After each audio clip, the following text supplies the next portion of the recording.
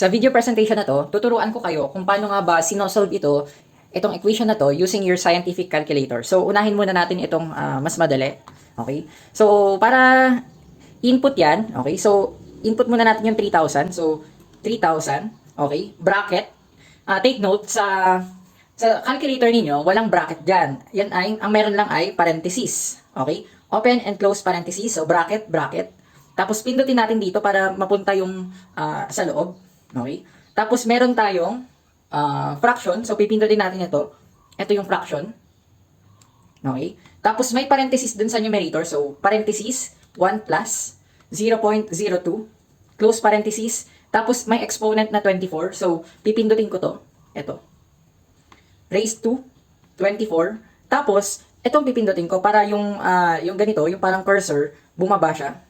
Tapos, minus 1. So, minus 1.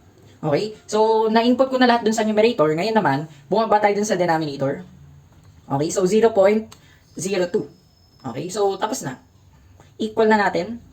Ang makukuha nyo ay 91,265.59. Ngayon naman, dun sa pangalawang part, isolve naman natin to using ito, yung FX82MS.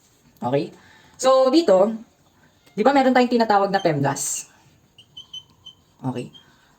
Yung PEMDAS, yung P natin, parenthesis, E exponent, M multiplication, D division, A addition, and S subtraction.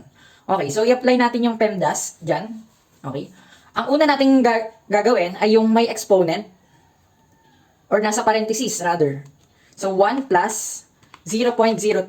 Okay, close parenthesis. Tapos, pwede na natin siyang lagyan ng, erase na natin siya sa 24. So, pipindutin natin to. Yung inverted na V. So, raised to 24. Ngayon, huwag ka muna magma-minus 1. Okay? Equals mo muna yan.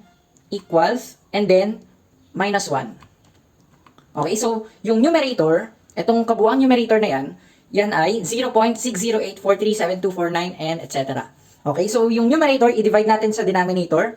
Divide 0.02 equals. Okay? So, yung kabuuan na ito yon. Tapos, i-multiply natin siya sa 3,000 times 3,000. Okay. Ang sagot ay parang yung sa kanina lang din. 91,265.59.